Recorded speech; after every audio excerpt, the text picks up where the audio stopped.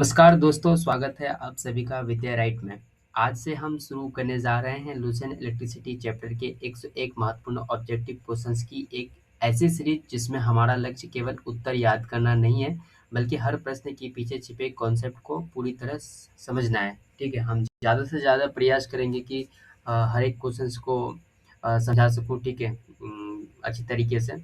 चलो अपने लोग स्टार्ट करते हैं। Questions electricity, questions number first. ठीक है, थोड़ा हमको पेन सेलेक्ट कर दीजिए नहीं तो। ठीक है, चलिए देखो। जब कांच की छड़ को रेशम से रगड़ा जाता है तो छड़ क्या हो जाता है? छड़ क्या हो जाता है? छड़ धनावेशित हो जाता है। ठीक है ना? तो धन आवेशित कैसे होता है? जब हम रेशम की छड़ को क्या करते हैं, कांच की छड़ से रगड़ते हैं, तो छड़, कौन सा छड़? कांच का छड़ क्या हो जाता है? वो धन आवेशित। यानी कांच की छड़ क्या करता है कि अपने इलेक्ट्रॉन को लॉस कर देता है और वो धनायन हो जाता है। और रेशम क्या करता है कि वो इलेक्ट्रॉन को गेन कर लेता है और वो ऋणावेशित हो जाता है। चलो ठीक है, पहले तो ये क्वेश्चन नंबर पहला तो सिलेक्ट हो गया। उसके बाद किसी आवेशित चालक का संपूर्ण आवेश उसके किस बाहरी पृष्ठ पर रहता है? किस पे रहता है? बाहरी पृष्ठ। तो बाहरी पृष्ठ पता ही होगा कि कोई भी कंडक्टर लेंगे तो उसका ऊपर वाला लेयर किसको क्या कहेंगे? बाहरी पृष्ठ होगा। चलो उसके बाद देखते हैं तीसरा नंबर क्वेश्चन। दो विद्युत आवेशों के बीच लगने वाला बल, दो विद्युत आवेशों के बीच लगने वाला बल से संबंधित है। तो हम लोग ने पढ़ा है, यानी याद कि एक दो बिंदुओं के बीच, यानी दो बिंदुओं नहीं, दो चार्जों के बीच का जो फोर्स होता है F बराबर के Q1 Q2 upon are square. आपसे एक रिक्वेस्ट है कि आप अगर इलेक्ट्रिसिटी चैप्टर को नहीं पढ़े हैं तो आप किसी भी बुक से पढ़ के आप क्वेश्चंस लगा सकते हैं, उसमें कोई प्रॉब्लम नहीं है। अगर आप नहीं पढ़ेंगे तो उसमें आपको इस कॉन्सेप्ट में समझने में दिक्कत है। अब हम बोल रहे हैं कि F बराबर क्या होता है? के Q1 Q2 upon are square.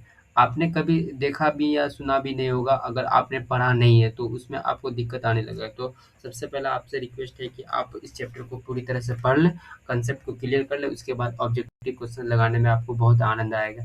चलो चौथा नंबर क्वेश्चन आया। हाँ, तो इसका क्या होगा आंसर? कूलम्ब्स का नियम। कौन सा नियम? कूलम्ब्स का नियम। उसके बाद देखते हैं चौथा क्वेश्चन। यदि दो विद्युत आवेशों के मध्य दूरी को आधा कर दिया जाए तो उनके मध्य विद्युत बल का मान हो जाएगा। जैसे यहाँ आधा कर दिया यानी 1/2 का स्क्वायर कर देंगे। अगर 1/2 का स्क्वायर कर जाएंगे तो क्या हो जाएगा? 2 का स्क्वायर क्या हो जाएगा? 4। यानी 2 का स्क्वायर क्या हो जाएगा? तो 2, 4 4 ऊपर में चल जाएगा, तो यानी वो फोर्स उस फोर्स का कितना 4 गुना हो जाएगा, यानी चौगुनी।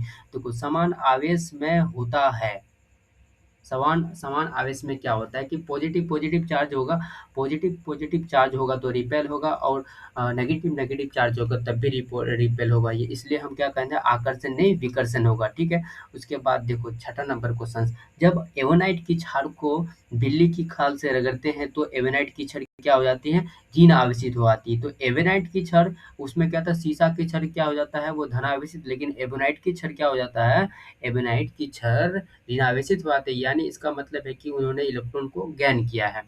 चलो ठीक है, छठा नंबर क्वेश्चन तो हो गया। सातवां नंबर क्वेश्चन। वस्तुओं का आवेश किसके स्थानांतरण के फलस्वरूप होता है? वस्तुओं का आवेश किसके स्थानांतरण के फलस्वरूप होता है? तो इलेक्ट्रॉन के फलस्वरूप वस्तुओं का आवेश किसके स्थानांतरण के फलस्वरूप होता है? जब तक इलेक्ट्रॉन ट्रांसफर नहीं होगा, एक जगह से दूसरी जगह पहुंचेगा नहीं, तब तक हम चार्ज का पता नहीं लगा सकते कि कौन गेन किया है, कौन लॉस किया है। सातवां नंबर क्वेश्चन, 7 नंबर क्वेश्चन तो हो गया। अब आते हैं अपना लोग 8 नंबर क्वेश्चन पे। आप कार में जा रहे हैं, ठीक है, मान लो कि आप ही जा रहे हैं, ठीक है। यदि आसमान से बिजली गिरने वाली हो तो आसमान में बिजली कब गिरती है? जब बारिश होती है तब आसमान में बिजली गिरती है। गिरने वाली हो तो सुरक्षित रहने के लिए आप क्या करेंगे? क्या हम कार की खिड़कियां खोल देंगे, कार के से उतर कर नीचे बैठ जाएंगे, कार के ऊपर बैठ जाएंगे? अगर आप कार की खिड़कियां खोल देते हैं तो उसका झटका आप पे असर पड़ जाएगा। कार से उतर जाते हैं तो और ज़्यादा झटका पड़ेगा। कार के ऊपर चढ़ दे तो उड़ा देगा आपको। चलो कार की खिड़कियां बंद कर लेंगे। सबसे ज़्यादा अच्छा उपाय है कि आप कार की खिड़कियाँ को बंद कर लें। उसमें आपको बहुत कम फ़ील हो जाएगा झटका उसका, क्योंकि उसका आवेश उसका जो बिजली, उसका करंट जो है आप तक कम से कम पहुँचे। ठीक है, तो सबसे अच्छा उपाय है कि खिड़कियाँ बंद कर लें। तो इसका आंसर क्या हो जाएगा 8 नंबर का? Answer A. 9 नंबर क्वेश्चन, तो स्थिर आवेशों के बीच लगने वाला बल उनकी मात्राओं के गुणनफल के अनुक्रमानुपाती तथा उनके बीच की दूरी के वर्ग के व्युत्क्रमानुपाती होता है। तो कैसे व्युत्क्रमानुपाती होता है तो देख लेते हैं आप लोग कैसे होता है। देखो क्या कहते हैं कि के क्यू वन क्यू, यहाँ आपको यहाँ पढ़ाए थे के क्यू वन क्यू टू बटे आर स्क्वायर। तो यहाँ देखो के क्यू वन क्यू ये गुणनफल में है और ये आर स्क्वायर जो है, आर स्क्वायर जो ये है क्या है, ये उसके वर्ग के व्युत्क्रमानुपाती है। यानी एफ कहता है, एफ जो होता है ये F is directly proportional to Q one Q two और F is inversely proportional to one by R square, जिसे हम क्या कहते हैं हिंदी में व्युत्क्रमानुपाती कहते हैं।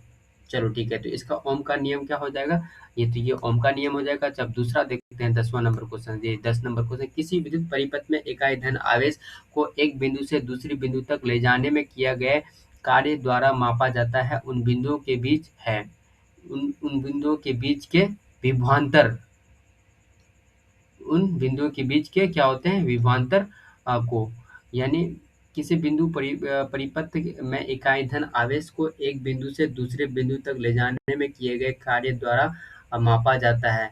कैसे विभवांतर से मापा जाता है, बिंदु के बीच की, उन बिंदुओं के बीच के विभवांतर को।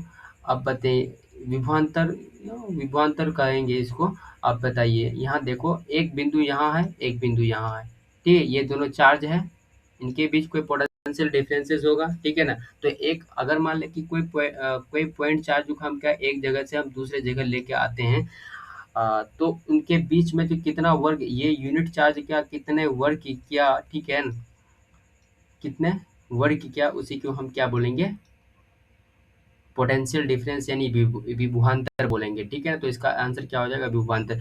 धातुएं विद्युत की सुचालक होती है क्योंकि उसमें मुक्त इलेक्ट्रॉन होते हैं, क्योंकि नंबर ऑफ इलेक्ट्रॉन बहुत ज़्यादा होते हैं, जिसके कारण एक धातु क्या करते हैं कि धातु के अंदर इलेक्ट्रॉन का ट्रांसफर हो जाता है, एक जगह से मूवमेंट, इलेक्ट्रॉन का मूवमेंट होता है, तो तब हम इसे कहते हैं, यानी फ्री इलेक्ट्रॉन है तब ना उसका मूवमेंट होगा, यानी उसके फ्रीली एक जगह से दूसरी जगह मूव करेगा, घूमेगा। निम्नलिखित में से कौन सर्वोत्तम विद्युत का विद्युत चालक है, विद्युत चालक है। तो चांदी सबसे ज्यादा कौन है, यहाँ चांदी है, उसके बाद तांबा आ जाएगा, ठीक है। उसके बाद क्या है कि यहाँ क्या कहता है ये अतिचालक का लक्षण है, अतिचालक लक्षण है कि शून्य पारगम्यता, यानी इसमें जो अतिचालक होगा तो उसमें रेसिस्टेंस क्या होगा, रेसिस्टेंस क्या हो जाएगा, शून्य हो जाएगा, रेसिस्टेंस शून्य हो जाएगा। चलो हम लोग 13 नंबर क्वेश्चन तक पहुंच गए, इसका शून्य पारगम्यता। निम्नलिखित में से कौन अर्धचालक नहीं है, तो आर्सेनिक इसमें ऐसे है जो कि अर्धचालक नहीं है। चलो जर्मेनियम, सिलिकॉन, सेलेनियम, ये सारे क्या है सेमीकंडक्टर हैं। चलो अर्धचालक नहीं है तो वही नहीं था।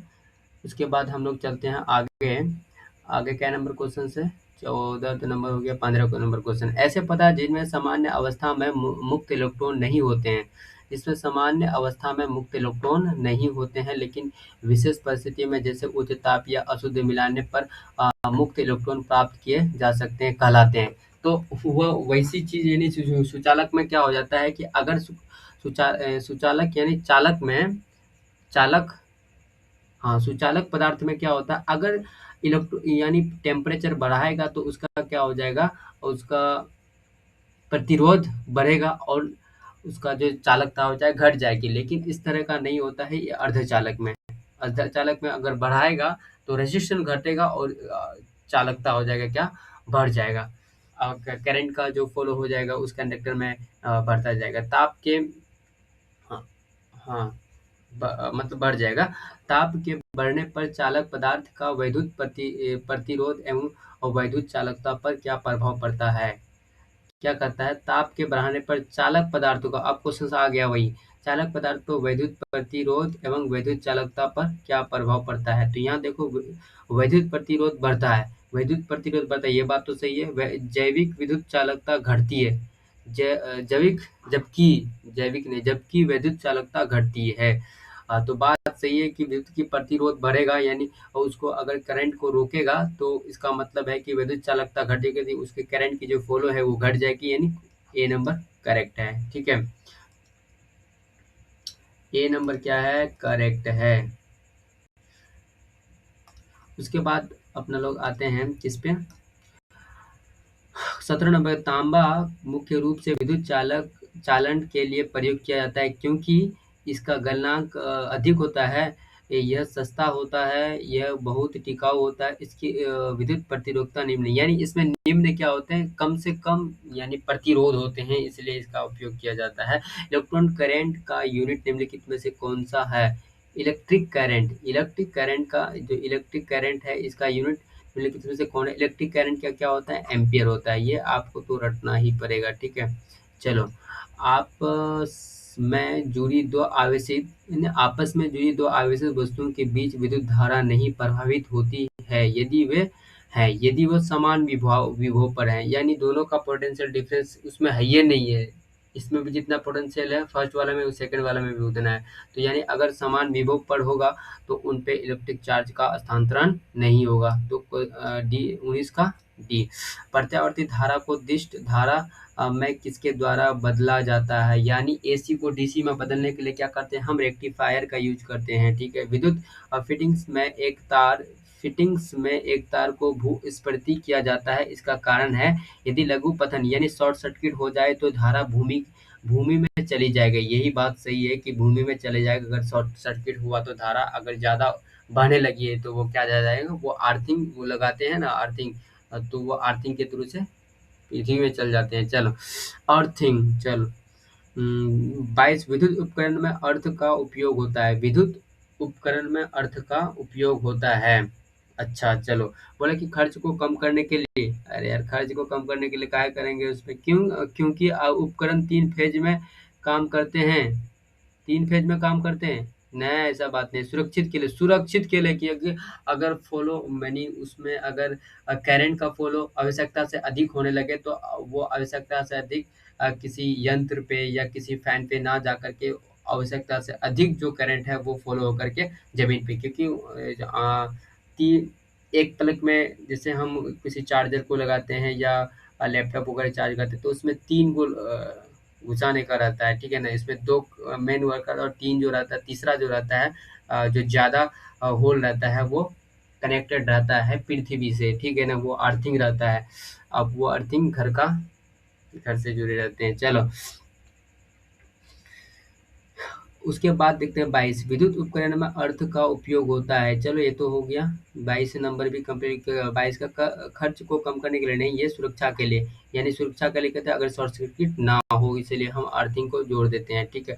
आदर्श वोल्टमीटर की प्रतिरोधिता रेसिस्टेंस कितनी होती है? असीमित होती है। आदर्श वोल्टमीटर की जो रेसिस्टेंस कितनी होती है? असीमित होती है। चलो, रेसिस्टेंस क्या होते हैं? अनंत हो जाता है। किसी परिपथ में एक बिंदु पर मिलने वाली धाराओं का बीजीय योग होता है 0। ये हम किरचॉफ लॉ में पढ़े थे, वो किरचॉफ लॉ यानी आने वाली धारा जाने वाली धारा के बराबर होता है।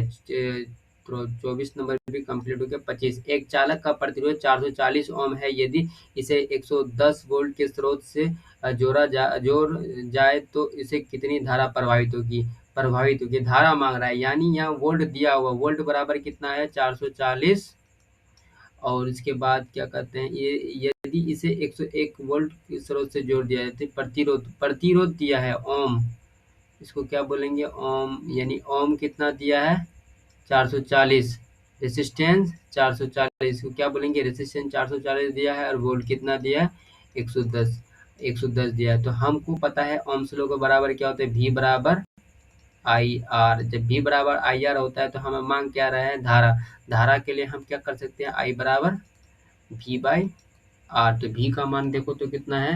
V का मान है 110, V का मान 110 है और उसके बाद R का मान कितना है?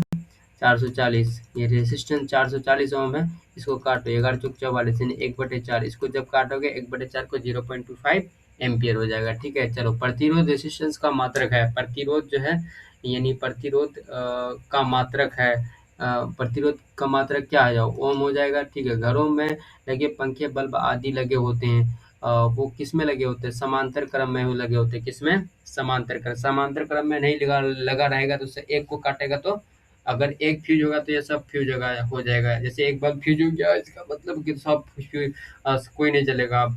तो इसलिए हम समांतर क्रम अगर देते हैं। जॉर्ज साइमन ओम ने किस वर्ष समीकरण I बराबर V बाय R बनाया, जो वोल्टेज धारा और प्रतिरोध के बीच संबंध को दर्शाता है? 1827 ईस्वी में। चलो 28 तक कंप्लीट हो चुका है। अब आते हैं 29वां सवाल को कंप्लीट करेंगे।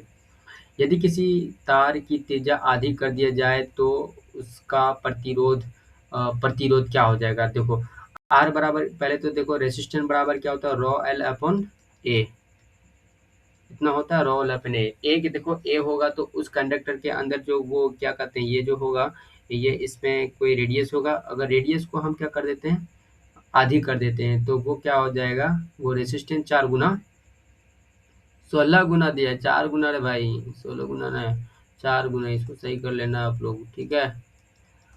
और इसका जो है ये आपका इसका जो पीडीएफ है हम अपने टेलीग्राम और व्हाट्सएप चैनल पे भेज देंगे, आप वहाँ से भी रीड कर सकते हैं इसको, ठीक है। चलो 29 नंबर सवाल तो हो गया। 30 नंबर, एक विद्युत परिपथ में धातु के तार के दो सिरों के बीच विभवांतर भी उसे यानी वोल्टेज भी उससे प्रवाहित होने वाले विद्युत धारा के समानुपाती होते हैं यदि तारा का ताप समान रहे। इस नियम का कहा जाता है, जब यानी टेम्परेचर कांस्टेंट रहे यानी नियतांक रहे तो वो ओम का नियम होता है। चलो 30 नंबर भी हो गया। चलो 31, विशिष्ट प्रतिरोध का ऐसा मात्रक क्या? तो ओम मीटर। विशिष्ट प्रतिरोध यही जो बताए थे हम, अभी जो आपको बताए थे रोल अपन है, तो हम इसको रो को क्या कर देंगे, यहाँ ये वाला है, ये आपको दिखाई देता होगा, रुको चेंज कर लेते थोड़ा, ये दिखाई देता होगा। चल ये तो रो को हम बराबर करेंगे, उसके बाद क्या हो जाएगा, आर ए अपॉन एल।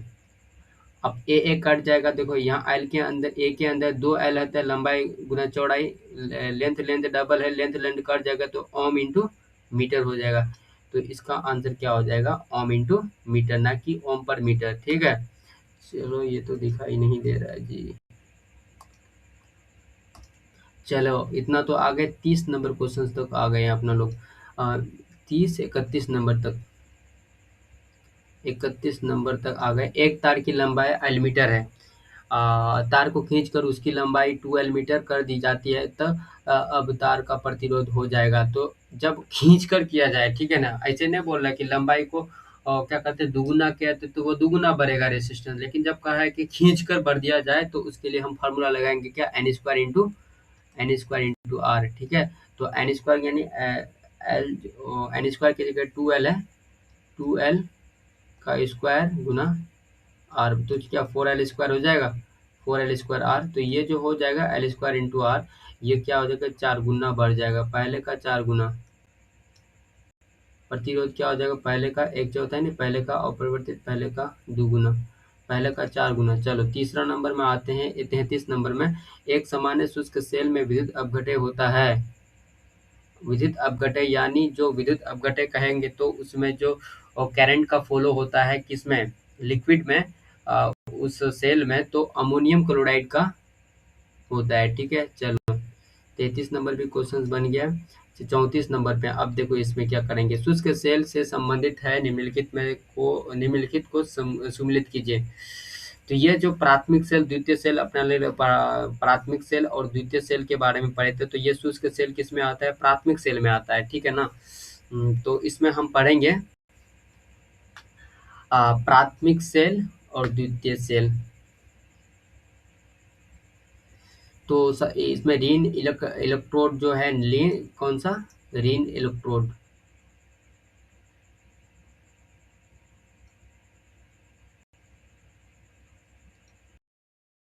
हाँ तो था यहाँ की प्राथमिक सेल, हम लोग पढ़े थे प्राथमिक सेल और द्वितीयक सेल। तो प्राथमिक सेल में क्या होता है कि उस चार्ज दोबारा हम नहीं कर सकते, और द्वितीय सेल में क्या होता है, वो रिचार्जेबल होता है। तो उसी में प्राथमिक सेल आता है। तो प्राथमिक सेल के बारे में कहता है कि ऋण इलेक्ट्रोड किस पे होता है, धन इलेक्ट्रोड कहाँ किस पे होता है, इलेक्ट्रोलाइट। इलेक्ट्रोलाइट देखो अभी हमने पढ़ाया है अमोनियम क्लोराइड, तो इसका जो संबंध, डायरेक्ट संबंध क्या हो जाएगा, अमोनियम क्लोराइड देखो। विद्युत ध्रुवक, विध्रुवक क्या होगा, मैग्नीज डाइऑक्साइड होगा विद्युत ध्रुवक के लिए। और ऋण इलेक्ट्रोड जो होगा क्या होगा, रिन इलेक्ट्रोड के लिए जिंक का बर्तन, जिंक का बर्तन, यानी रिन इलेक्ट्रोड पे क्या हो जाएगा, जिंक हो जाएगा, और धन इलेक्ट्रोड पे क्या हो जाएगा, कार्बन की छड़। ठीक है, इस तरह से। तो इसका आंसर क्या हो जाएगा, सी हो जाएगा। देखो 35 नंबर, एक कार बैटरी में प्रयुक्त विद्युत अपघटय होता है, यानी उसमें जो होता है अ, अगर उसमें करंट फ्लो करता है उस विद्युत अपघटय, यानी उस में बैटरी में, तो उसमें क्या होता है, सल्फ्यूरिक अम्ल का यूज होता है। ठीक है, चलो। शुष्क सेल है, शुष्क सेल हमने बताया कि शुष्क सेल कैसा होता है, प्राथमिक सेल होता है। चल, उसके बाद 36 में आ गया 37, लोहे के ऊपर जिंक की परत चढ़ाने को क्या कहते हैं, ऐसा विधि जो लोहे पे जिंक चढ़ाया जाता है उसे गैल्वेनाइजेशन कहते हैं। 38 नंबर में, वैद्युत अपघटन की क्रिया में किसी इलेक्ट्रोड पर मुक्त हुए पदार्थ की मात्रा संपूर्ण प्रभावित आवेश के अनुक्रमानुपाती होता है, यह नियम है। कहता है कि वैद्युत अपघटन की क्रिया, यानी वैद्युत अपघटन जो हम एक इलेक्ट्रोलाइट की प्रक्रिया हो रही है, यानी ये काम लिक्विड में हो रही क्रिया और उसमें करंट का फ्लो हो रहा है। क्रिया में किसी इलेक्ट्रोड पर मुक्त हुए पदार्थ की मात्रा, इलेक्ट्रोड पर मुक्त हुए पदार्थ की मात्रा संपूर्ण प्रभावित आवेश का अनुक्रमानुपाती होता है, ये नियम है। फैराडे का विद्युत अपघटन संबंधित प्रथम नियम ये है। ये क्या कहता है कि अगर मान ले कि चार्ज क्यू चार्ज है, क्यू चार्ज डायरेक्टली प्रोपोर्शनल तो उस इलेक्ट्रोड में जो जितना जमा हुआ है द्रव्यमान उसके बराबर होता है। तो हम यहाँ कह सकते हैं कि Q equal to direct Z M हो जाता है। क्या हो जाता है, जेड एम। और हम जेड निकालने के लिए क्या कर सकते हैं, क्यू बाय एम कर लेते हैं। ठीक है ना। चलो आगे पढ़ते हैं अपना लोग। एक्चुअली इसमें हो क्या गया है कि ये वाला जो है ना, इसमें मास मास जो डायरेक्टली प्रोपोर्शनली किसका हो जाता है, क्यू का हो जाता है, ना कि किसका, अ, ना कि क्यू का होता है। इसलिए हम इसको हम करेक्शन क्या कर देंगे कि M Q is directly proportional to M होता है ना, नहीं ऐसा नहीं होता है, थोड़ा बाय मिस्टेक ये हो गया कि ये रुको रुको,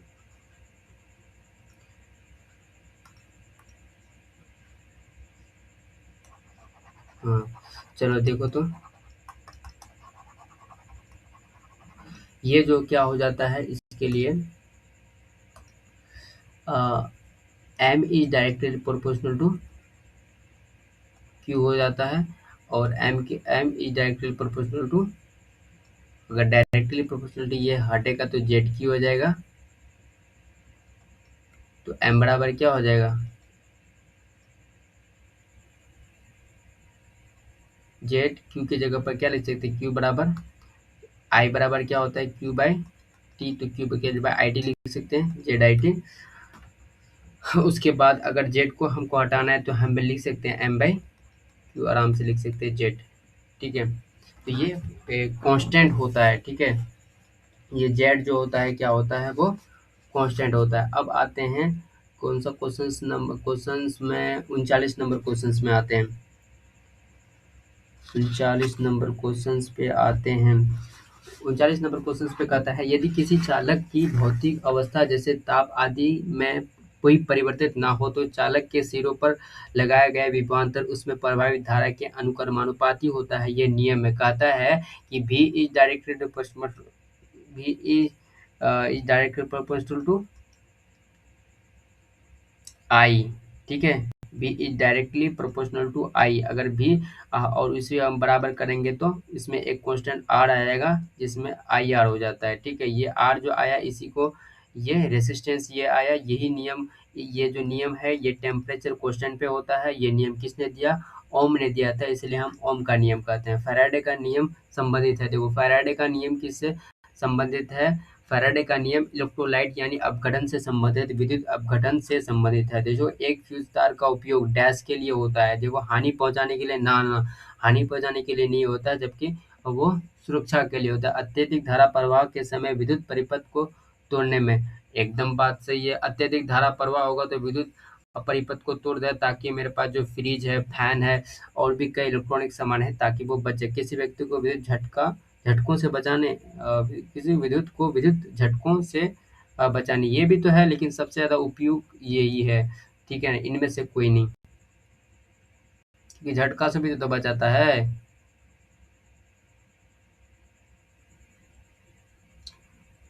41। उसके बाद 42 नंबर क्वेश्चन पे आते हैं अपना लोग। 42 नंबर क्वेश्चन ये है, कहता है कि घरेलू विद्युत उपकरणों में प्रयुक्त सुरक्षा फ्यूज तार उस धातु से बनी होती है जिसका क्या होता है, प्रतिरोध कम होता है, गलनांक कम हो, गलनांक कम होगा तो वो गल जाएगा। घरेलू विद्युत उपकरणों में प्रयुक्त सुरक्षा फ्यूज तार उस धातु से बनी होती है जिसका गलनांक कम हो। चलो, यानी 42 नंबर क्वेश्चन का ऑप्शन बी। एक फ्यूज की तार को इन लक्षणों के कारण पहचाना जाता है। एक फ्यूज की तार को इन लक्षणों के कारण पहचाना जाता है, क्योंकि उसका उच्च प्रतिरोध होता है और उच्च गलनांक, न्यूनतम प्रतिरोध नहीं, उच्च प्रतिरोध तथा निम्न गलनांक। यही वो क्वेश्चन, ऑप्शन नंबर सी सही है इसका। 44 नंबर क्वेश्चन क्या कहता है, अब देखो आगे। बिजली क्या कहते हैं, बिजली सप्लाई में मेंस में फ्यूज एक सुरक्षा उपकरण के रूप में लगा हुआ था। फ्यूज तार के बारे में बता रहा है, लोहा लगा हुआ होता है। बिजली के फ्यूज के संबंध में कौन सा कथन सही है? बिजली के फ्यूज में कौन सा कथन सही है?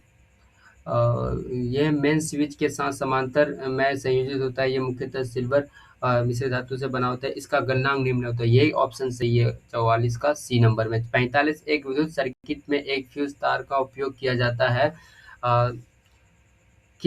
है किसके संचार सर्किट प्रभावित होने वाले अधिक विद्युत धारा को रोकने के लिए।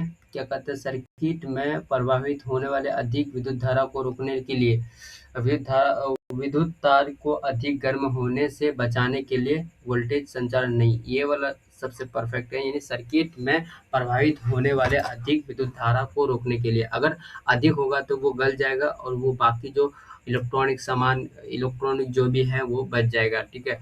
फ्यूज का सिद्धांत है, फ्यूज का सिद्धांत क्या है, विद्युत का उष्मीय प्रभाव पर है। याद कैसे रखना है कि फ्यूज होगा तो गर्म होता है वो उष्मीय प्रभाव, ठीक है। 46 नंबर। 47 का सामान्यतः प्रयुक्त सुरक्षा फ्यूज तार बनाई जाती है, किससे बनाते हैं, टीन और लेड मतलब शीशा, यानी डी नंबर का ऑप्शन है 47 का, डी नंबर। उसके बाद आते हैं अपना लोग 48 नंबर पे। 48 नंबर क्वेश्चन कहता है, एक बिजली के फ्यूज तार में सामान्य अनुप्रयोगों के लिए निम्नलिखित में से कौन से गुण समूह का होना आवश्यक है? बिजली के फ्यूज तार, अच्छा, बिजली के फ्यूज तार में, ठीक है ठीक है। वो कहता है कि कम लंबाई होनी चाहिए, इसमें कम लंबाई, निम्न गलनांक की मिश्र धातु, पतला तार। क्या होना चाहिए, निम्न गलनांक की मिश्र धातु, पतला तार होना चाहिए, यही सही है। मोटा नहीं होगा, बिजली के अधिक लंबाई नहीं होगी। चलो, बिजली के बल्ब का फिलामेंट किस तत्व से बना होता है? वो टंगस्टन से बना होता है। चलिए, बल्ब को तोड़ने पर तेज आवाज होती है, फट से फटता जैसा है। तो बल्ब को तोड़ने पर तेज आवाज होती है, क्योंकि बल्ब के अंदर निर्वात यानी हवा नहीं होती है, वायु तेज में प्रवेश करती है, ऑप्शन ए। चलो, उसके बाद देखते हैं 51 नंबर में। 51 नंबर में क्या कहता है, बिजली के बल्ब से हवा पूरी तरह से क्यों निकाल दिए जाते हैं? क्योंकि टंगस्टन तंतु उपचयन उससे अभिक्रिया करके नष्ट हो जाएगा, इसलिए हम उसमें क्या करते हैं, उससे हवा निकाल देते हैं, क्योंकि हवा जो होती है वो क्रियाशील होती है, ठीक है। चलो, ये उसके बाद कहता है कि बिजली के बल्ब के मुकाबले फ्लोरोसेंट ट्यूब अधिक पसंद की जाती है, क्योंकि ये जो सी नंबर है, ट्यूब में विद्युत ऊर्जा लगभग पूरी तरह से प्रकाश ऊर्जा में परिवर्तित हो जाती है। यानी ट्यूब में विद्युत ऊर्जा जितना भी है लगभग पूरी तरह से क्या होता है, प्रकाश ऊर्जा में परिवर्तित हो जाती है, इसलिए हम लोग क्या करते हैं, ट्यूब अधिक पसंद करते हैं, ठीक है। चलो, और 51 नंबर, विद्युत बल्ब के तंतु के निर्माण में टंगस्टन का प्रयोग होता है, क्योंकि इसका क्या होता है, प्रतिरोध उच्च होता है, और उसका उच्च विशिष्ट प्रतिरोध होता है, निम्न विशिष्ट प्रतिरोध होता है, उच्च गलनांक होता है। गलनांक क्या होता है, जल्दी गलता नहीं है, गलनांक क्या होता है, उच्च होता है। चलो, एक 53 हो गया, 54। नाइक्रोम के तार हीटिंग एलिमेंट के रूप में प्रयोग किए जाते हैं, क्योंकि नाइक्रोम नाइक्रोम जो किसमें हीटर में लगता है, उसी नाइक्रोम की बात कर रहा है, उसी नाइक्रोम की बात कर रहा है कि जिसमें हीटर में लगता है। चलो, इसकी तार खींचे जा सकते हैं, इसका विशिष्ट प्रतिरोध जो होता है ये तो इसका विशिष्ट प्रतिरोध उच्च होता है, लाल तप्त होने पर ऑक्साइड नहीं बनाता है। इसका बी उपयुक्त बी और सी दोनों कारण होगा। ट्यूबलाइट में वह ऊर्जा का लगभग कितना भाग प्रकाश में परिवर्तित हो, जितना ऊर्जा देता है उसका 60 टू 70% में बदल जाता है। ठीक है, चलो 56 नंबर क्वेश्चन क्या कहता है, विद्युत धारा के उसमें प्रभाव पर आधारित घरेलू उपकरण है। ये भी विद्युत हीटर, उसमें भी उष्मा होता है, विद्युत बल्ब उसमें भी उष्मा उत्पन्न होने के बाद बल्ब जलता है, ट्यूबलाइट इसमें भी होता है। उपयुक्त में से उपयुक्त सभी। 100 वाट के वाले एक विद्युत लैंप का एक दिन में 10 घंटे प्रयोग होते हैं, तो एक दिन में लैंप द्वारा कितनी यूनिट ऊर्जा उपयुक्त होती है। देखो, इसमें क्या कहता है, सबसे पहले आपको इसका फॉर्मूला याद रखना पड़ता है, एच बराबर पीटी। ठीक है, एच बराबर क्या, पीटी। या तो फिर याद कैसे रखना है, पीटी है, पीटी है। चलो देखो, एच यानी ऊर्जा बराबर क्या होता है, पीटी, पी फॉर पावर और टी फॉर टाइम। देखो इसमें क्या करेंगे कि पी 100 वाट वाले एक विद्युत लैंप, 100 वाट कितना, 100 वाट, 100 वाट दे दिए, और टी का मान कितना, टी 10 घंटा। ये हमेशा आवर में लेंगे, ये वाट में लेंगे, ये बराबर कितना का 1000, 1000 हो गया। ये वाट आवर हो गया, लेकिन हमें बदलना है 1000 वाट बराबर कितना, 1000 वाट आवर बराबर होता है 1 यूनिट। ठीक है ना, जब 1000 पूरी जाएगा तो 1000 वाट आवर बराबर होता है 1000 वाट आवर, यानी किलो वाट आवर को बोलते हैं 1000 किलो, 1000 वाट आवर्स। ठीक है, तो 1 यूनिट कितना हो जाएगा, इसका आंसर 1 यूनिट, क्योंकि 1 किलोवाट आवर बराबर होता है 1 यूनिट। तो 1 दिन के बारे में बोल रहा है, तो 1 दिन में कितना, 1 यूनिट। 100 वाट का बिजली का बल्ब 10 घंटे चलता है, और तो 5 रुपये प्रति यूनिट की दर से विद्युत खर्चा होगा। तो देखो कौन सा नंबर, 58 नंबर क्वेश्चन है, ये 58 नंबर क्वेश्चन है। 58 नंबर क्वेश्चन में हम लोग कैसे बनाएंगे, तो एक इस सेम क्वेश्चन है, यानी इसमें क्या, एच बराबर पीटी पे तो क्या करेंगे कि 100 वाट की बिजली है, 100 वाट यानी 100 वाट को हम 10 से गुना करेंगे, कितना, 1000 हो जाएगा, 1000 किलो, 1000 वाट आवर हो जाएगा, और 1000 वाट को 1000 से भागा देंगे तो 1 किलो वाट आवर हो जाएगा। इतना हो जाएगा, तो 1 यूनिट बता रहे, तो 1 यूनिट का दाम ही है कितना, 5 रुपया है, तो वो 5 रुपये में बदल जाएगा। आप कहें तो यहाँ देखो 1000 हो जाएगा, 1000 वाट आवर, इसको किलो में बदल जाना है, 1000 से भागा देंगे, 1 किलो वाट आवर हो गया। जब 1 किलो वाट आवर हो जाएगा, तो इसी को हम 1 यूनिट बोलेंगे, इसी 1 यूनिट का दाम कितना है, 5 रुपया है। चलो, सबसे पहले हमको इसको थोड़ा मिटा देने दो, ताकि